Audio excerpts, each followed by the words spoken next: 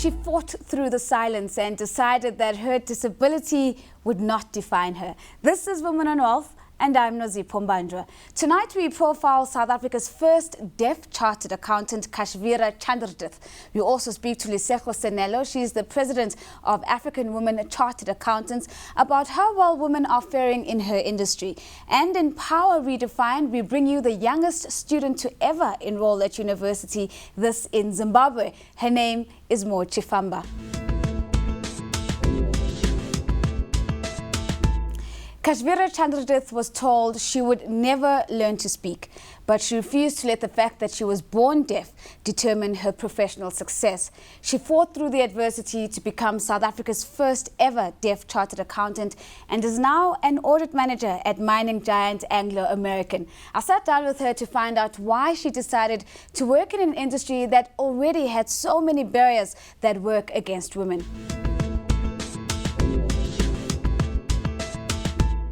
First of all, I think the greatest battle that I had to overcome in my life was to accept my disability and to recognize that instead of focusing on the disability, rather we focus on the ability.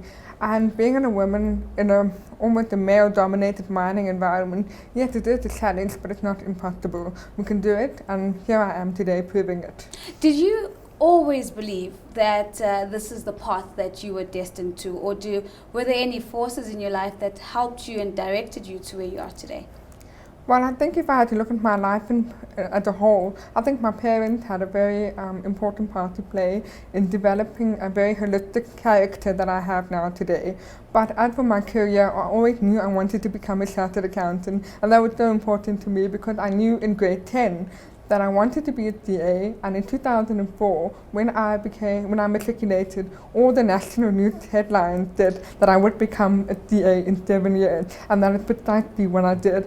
And when I became South Africa's first deaf chartered accountant, it was something that I had never imagined.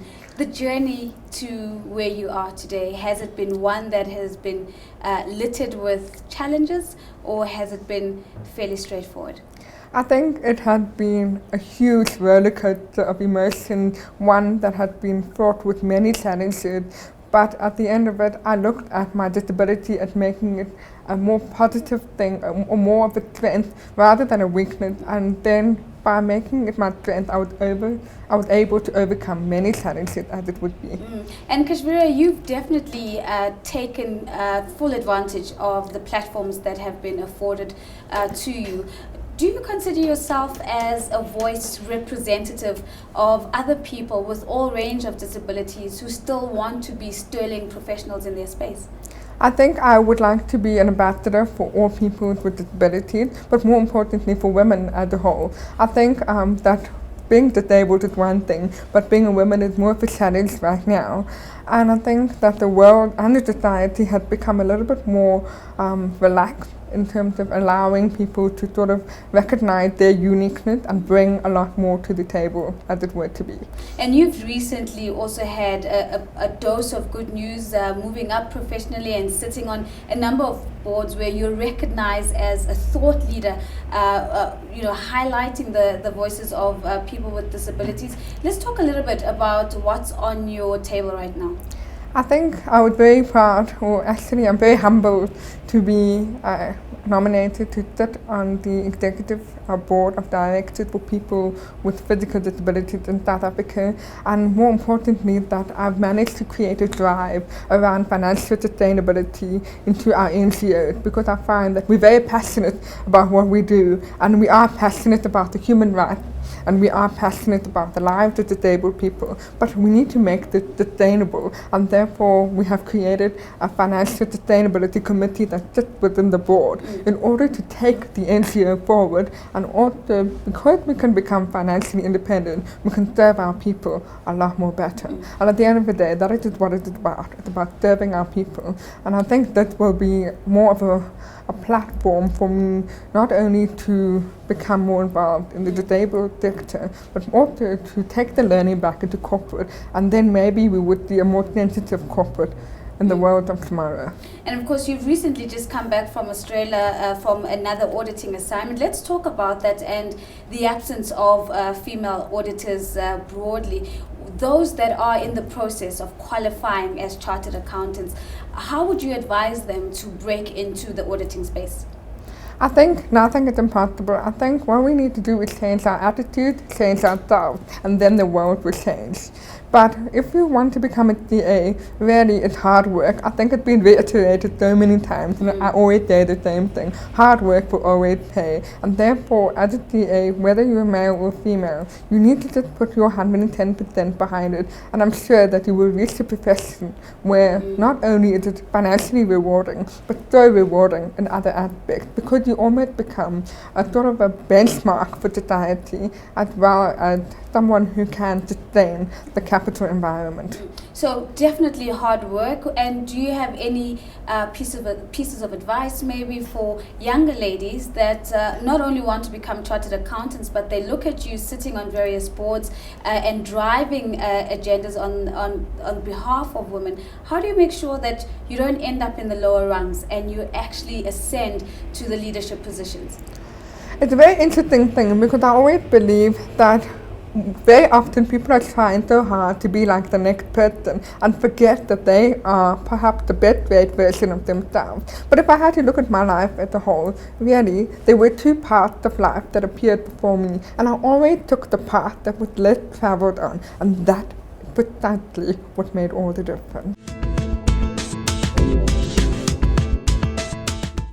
Black women continue to be greatly underrepresented when it comes to the accounting profession. Now, according to the South African Institute of Chartered Accountants, under 10% of CAs in South Africa are African women. Earlier, I spoke to Lesego Sennelo. She's the president of African Women Chartered Accountants, and I asked her to break down the numbers and to find out what are the prospects for women CAs in the country. Well, women are still a significantly smaller portion. And if you then break it down to race, the statistics are even more alarming. I think out of just under or just over 40,000 chartered accountants in the country, about 10,000 odd are white females, and the remainder would then be African female, which is the 3,707. So your African component only makes about 10% of the entire population.